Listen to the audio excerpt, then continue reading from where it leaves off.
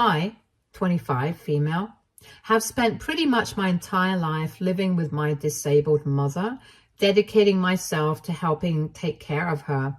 12 years ago, a terrible tragedy struck my family that changed everything. My mom, dad, and older brother were involved in a devastating car accident caused by a drunk driver. The crash was catastrophic, leaving my family forever altered. In an instant, I lost my older brother, a person I had grown up with, shared memories with, and looked up to. He died instantly in the accident. At the same time, my mother was critically injured. She suffered severe nerve damage in her legs, and in the aftermath, doctors had no choice but to amputate them in order to save her life. My father also sustained serious ribcage injuries that required not one, but 2 major surgeries. We were incredibly lucky that despite the severity of his injuries, he pulled through and survived. While his physical injuries eventually healed, the emotional scars from losing a son and witnessing the toll the accident took on my mom lingered deeply. This accident shattered the life my family once knew. I carry a deep sense of guilt over the accident, and it has haunted me for years. You see, that evening, I was staying at my grandparents' house, and my family was on their way to pick me up. The weather that night was terrible. It was raining heavily, and under normal circumstances, they would have waited until the next day when the conditions were safer. But I was a stubborn child at the time, and I couldn't bear the thought of staying away from home for one night. I insisted, maybe even begged for my parents to come and get me. I just wanted to be back in my own space with my family. In retrospect, I realized how much my insistence set things in motion. If I hadn't been so adamant, if I had just been patient and stayed with my grandparents for one more night, maybe none of this would have happened. My parents likely would have waited for the storm to pass and come for me the next day when the roads were dry and the danger was far less. My brother, who I imagine just wanted to tag along to see our grandparents, probably wouldn't have been with them either. Instead, because of me, they ventured out of the house. I keep thinking over and over that if I hadn't been so selfish, so determined to get my way, the accident wouldn't have happened. My brother wouldn't have lost his life. My mother wouldn't have been left with permanent injuries and trauma of nearly dying herself. My dad wouldn't have had to endure surgeries and the emotional scars of losing a son. I know logically that I wasn't the one behind the wheel and that the drunk driver is ultimately responsible, but in my heart, I can't help but blame myself. If I hadn't been so insistent, maybe my family wouldn't have been on that road at that time. I replay that decision in my mind all the time, wishing I could take it back, wishing I could change the outcome. The weight of that guilt has been incredibly hard to carry, even though I know deep down that I was just a child back then, unable to foresee the consequences. Aside from my own struggles with guilt, my mom also seemed to blame me, at least in part, for my brother's death. It was something that always lingered between us, unspoken yet palpable. What made it even more painful was that she seemed to dwell more on losing my brother than on her own disability. In fact, even after the accident, she would talk about him as if he was still alive. It was like she never truly accepted that he was gone. My mom has even kept his room exactly the way he left it. It's been untouched for 8 years now, frozen in time, as though she expects him to walk through the door any day. At first, I didn't know what to make of it, but over time, it did start to feel eerie, almost like she was living in a parallel reality where the accident never took him away. My dad and I both noticed how strange it was, and it became a source of tension in our family. My dad tried to be supportive, but my mom's refusal to move on from the past made it difficult for him. She couldn't stop talking about the accident or my brother, and it seemed like every conversation circled back to the grief and the loss, almost like she was trapped in that moment in time. This strain ultimately led to my parents' divorce. To clarify, my dad isn't a bad person at all. In fact, he deeply loved my mom, and I know he tried his best to support her through her pain, but my mom was so consumed by her grief that it became impossible for him to stay. Everything in our lives started revolving around what we had lost instead of what we still had. My dad left my mom to get some peace and healing, but he continued to have a relationship with me. As for me, I've stayed in close contact with my dad, even though he moved to another city after the divorce. We still talk regularly and I visit him when I can, but I continue to live with my mom despite the fact that I'm 25 years old now, with a good paying job that could easily allow me to move out on my own. Truth is, my mom has become incredibly dependent on me over the years. She insists that I stay with her, that I help take care of her, and though I know I'm an adult who has every right to live my own life, the thought of leaving her feels impossible. I worry about how she would cope without me, whether she'd be okay emotionally or physically. There's this part of me that feels like I'm still that same child who insisted on being picked up that night as if I owe her this care and devotion because of what happened. So I've stayed in this house, the same house I grew up in for all 25 years of my life. Even though I could move out and start a new chapter for myself, the thought of doing so feels like abandoning her. And I can't shake the sense of responsibility that keeps me rooted here. After the divorce, my mom eventually met my stepdad, Jerry. Jerry has been incredibly supportive of my mom, understanding her grief in a way that my dad, for whatever reason, couldn't. He never asks her to move on or stop talking about my brother, so in some ways, I guess things worked out for the best for my mom. Last year, my mom and Jerry got married, and soon after she discovered she was pregnant with his child. After all the years of grief and sadness, this news felt like a breath of fresh air for all of us, especially for my mom. It was the first time in a long time I saw her truly excited and somewhat distracted from the sorrow that had consumed her since the accident. She began to shift her focus, and instead of dwelling on the past, she became excited about the future, about the baby. We immediately got busy preparing for the baby's arrival, and together we worked on setting up the nursery and choosing the perfect furniture, colors, and decorations. My mom seemed like a different person during this time, lighter, more happy, and filled with the anticipation of a new life. We went shopping for all the baby essentials, picking out clothes, bottles, diapers, everything the little one would need. It was a lot of work, but seeing her so delighted made it worth every bit of effort. Throughout the pregnancy, I took on the role of her primary helper. I drove her to every ultrasound appointment, keeping track of her doctor's visits to make sure everything was going smoothly. I handled the groceries, did the cleaning, and cooked meals, not just for her, but for Jerry as well. Since I worked from home, I was able to manage my job while also taking care of these things, and I didn't mind. To me, this was what the family did for one another, and it felt natural to take on these responsibilities without hesitation or complaint. I genuinely believed that this was my place, to be there for my mom and Jerry, helping them in any way I could. After everything my mom had gone through, I wanted to make this time as easy and joyful for her as possible. I felt like I was helping to create a positive environment for her during this important phase of her life, and I was happy to be a part of that. But everything changed once my half-brother was born. In the moments leading up to his birth, there was so much joy and excitement, but once he arrived, it was like a switch flipped in my mom. She became a completely different person almost overnight.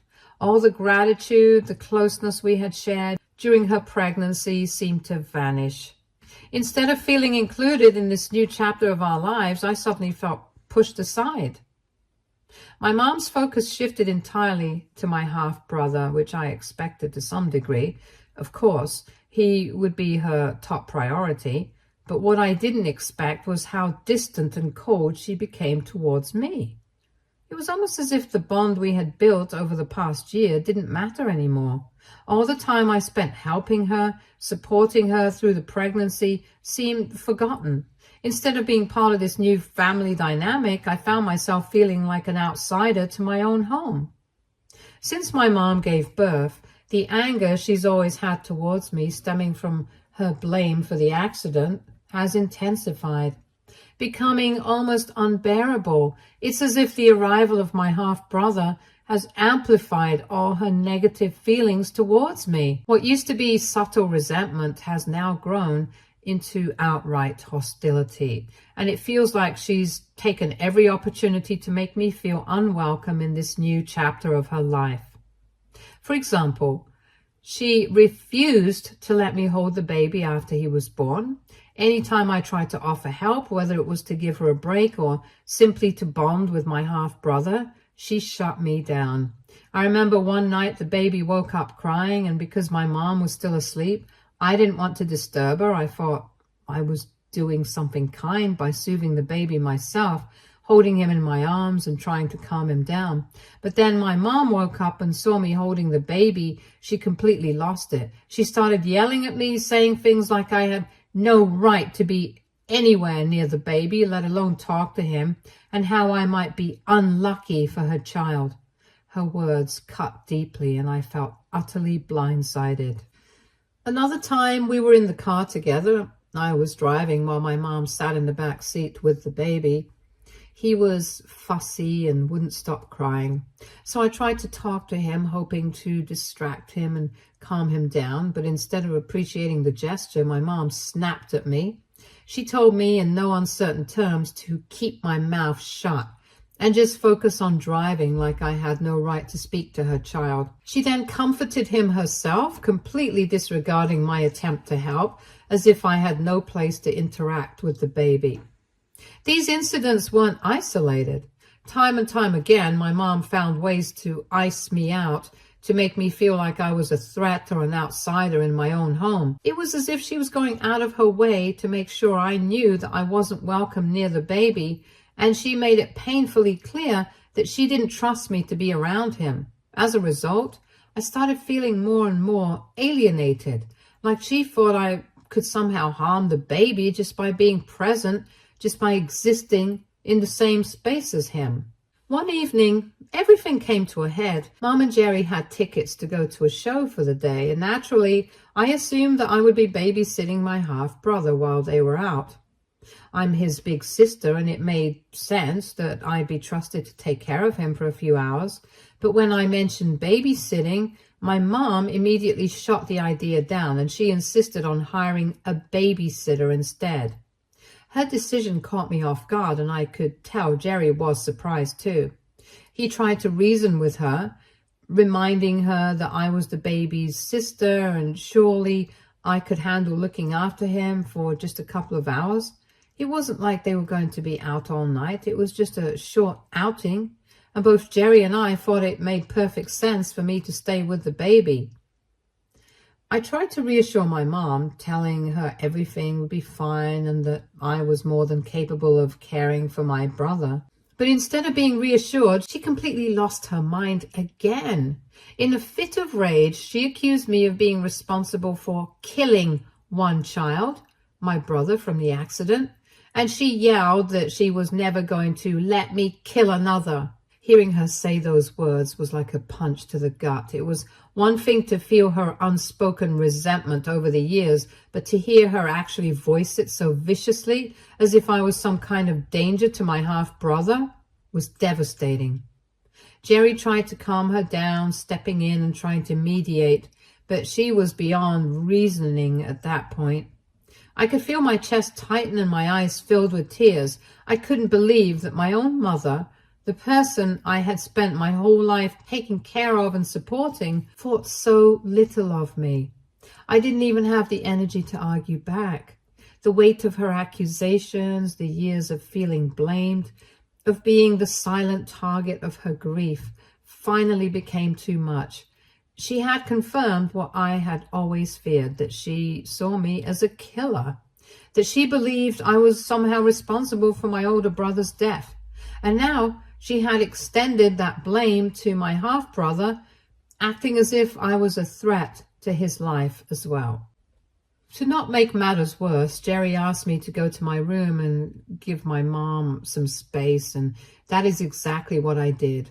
Later, he came to apologize to me and told me how my mom is probably stressed out and to not take her words seriously. Meanwhile, I just broke down crying. All I knew at that moment was that I couldn't keep living like this, constantly walking on eggshells, always feeling like I was one step away from being blamed by my mom.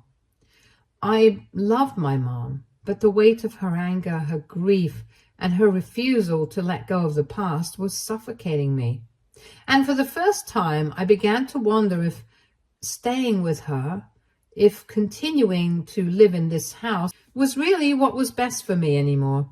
After our argument, my mom and Jerry eventually left for the show, and the babysitter arrived to look after my brother. I tried to calm down after everything that had happened, but I still felt emotionally drained.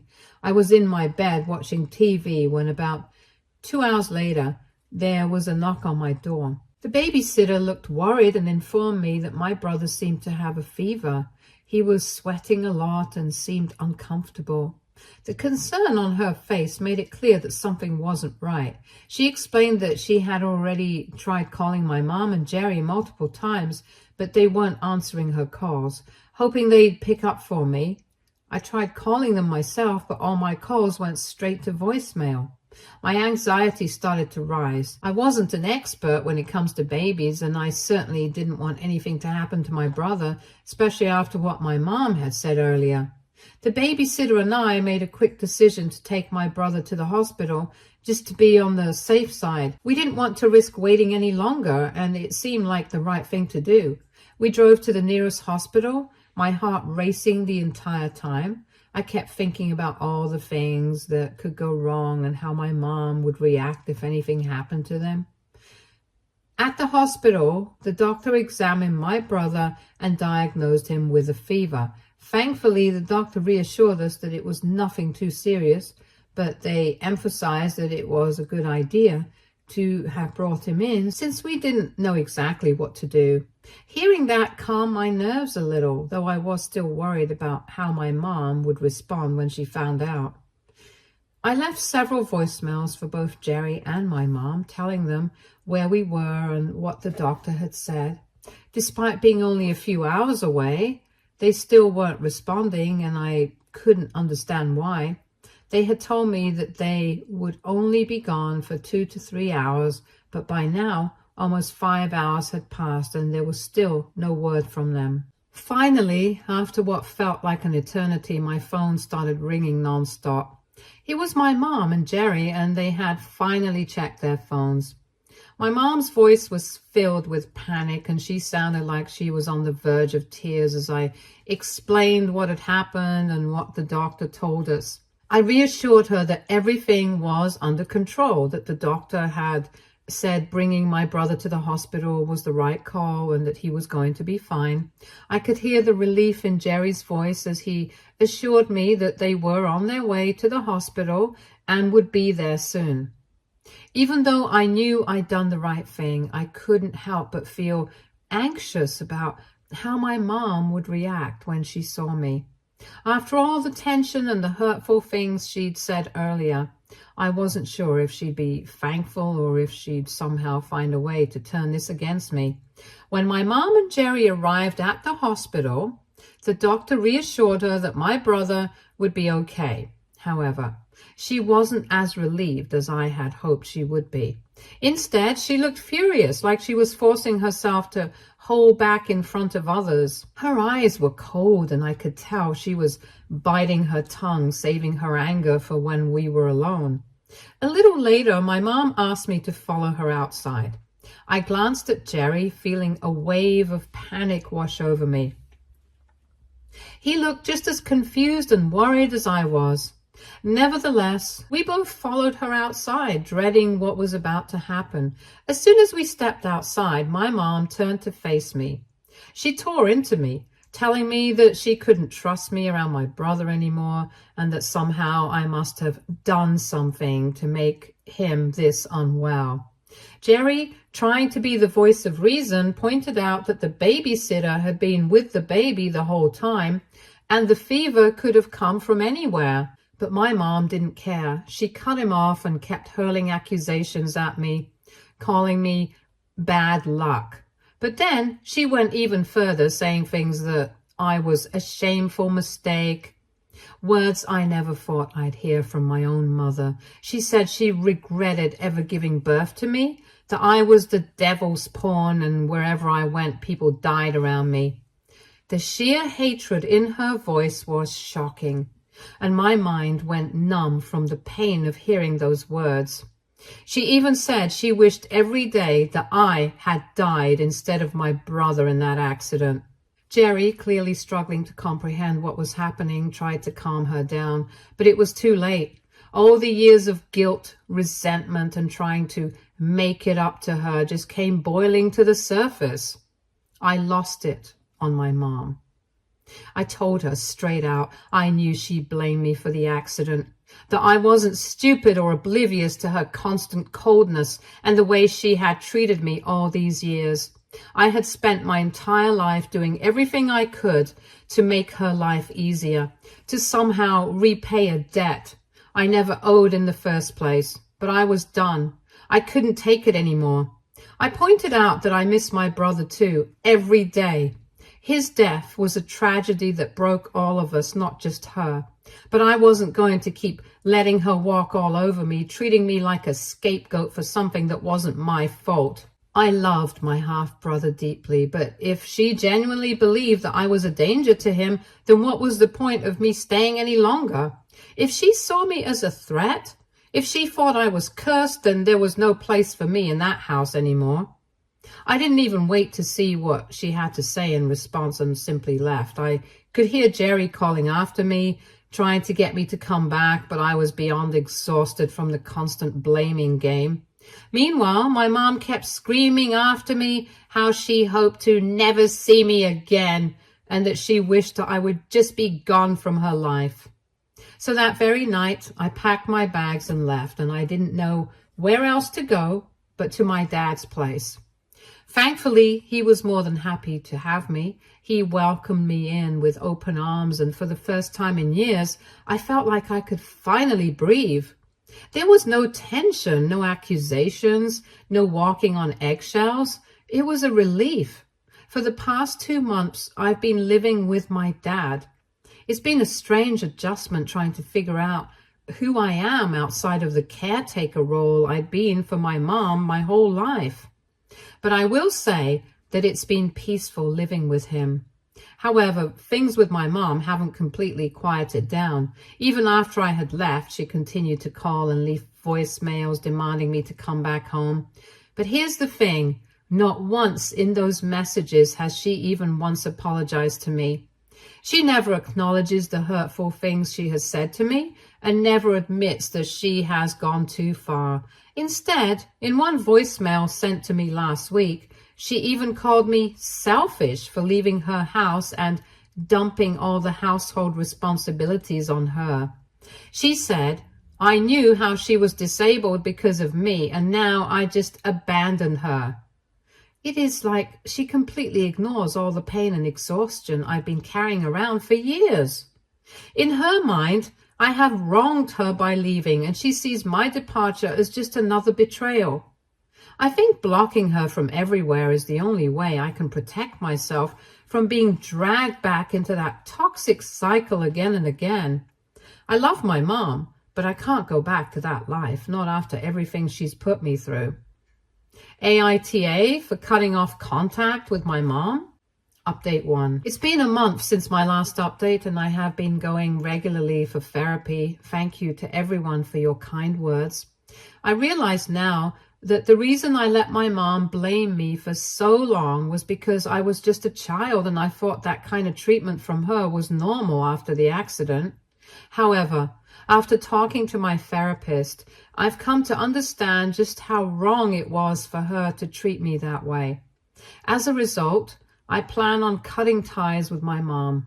While I still feel immense guilt, I know I need to prioritize my own well-being and think of myself for once. For everyone asking why my dad didn't take me with him when he divorced my mom, please don't blame him.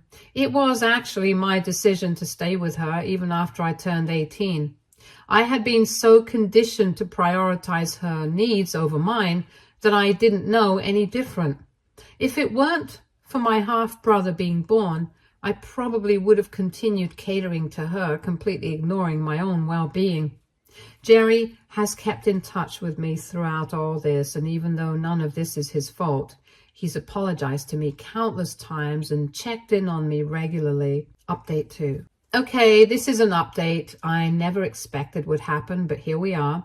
I had been having a very peaceful 3 months after I had blocked my mom from everywhere, until yesterday when she showed up unannounced at my dad's place. She looked disheveled, her eyes red and swollen from crying. My dad didn't want to let her inside the house as he didn't trust her, so he asked her to stay on the porch and talk to me from there. I could tell something was seriously wrong by the way she was acting, and for a moment I wasn't sure what to expect. Then, through her tears, she explained what had happened that morning. Apparently, Jerry had taken my baby brother and left the house. She handed me a letter Jerry had written, and as I read it, my heart sank. Jerry had mentioned in detail about how exhausted he was by her erratic behavior. He wrote how he couldn't handle her treatment of him, me, or even the baby anymore. He described that her overprotectiveness towards the baby had crossed the line into obsession, and how it had become unbearable to live in that environment. He wrote about how he couldn't even sit and relax with his own child without her hovering over him constantly, making comments about all the things that could go wrong, as if disaster was waiting around every corner. The paranoia had consumed her, and he felt like he was living in constant fear, a fear she had projected onto everyone around her. But the part of the letter that shocked me the most was the end. Jerry explained that he believed my mom was no longer mentally stable enough to parent the baby. He felt that her grief over my brother's death had clouded her judgment and that she had never truly healed. He said that her inability to move past the accident had made her obsessive and even dangerous in her care of the baby. Jerry went on to say that he planned to file for divorce and fight for full custody of my brother because he believed it was the only way to ensure his safety and well-being. I was stunned. My mom, through her tears, started to beg me to help her. She kept saying she didn't know what to do and that she needed me to talk to Jerry to convince him that she wasn't dangerous. As much as I wanted to feel sympathy for her, all I could think about were the years of emotional abuse, the blame and the guilt she had piled onto me. Jerry was right. My mom wasn't in her right mind. So I informed Mom that as much as I sympathized with her, there was nothing that I could do. Upon hearing this, she tearfully began accusing me, saying she had lost 2 of her children and that it was all my fault. Before she could say anything else, my dad thankfully stepped in firmly, telling her to leave his property immediately. He warned her that if she ever showed up unannounced again, he'd have no choice but to call the police. I feel terrible for my mom, but at the same time, I understand why Jerry wanted to leave. I plan on talking to him next, and we'll be updating you soon. Update 3. I spoke with Jerry and he reiterated what he had written in the letter to my mom. He's witnessed firsthand the countless times she has treated me poorly and blamed me for the accident. He's genuinely concerned about how she will treat my baby brother in the future. After I left, he said Mom shifted all her obsessive attention to him and he couldn't continue living like that with her. He's currently looking for a new place to live, and my dad is even helping him out.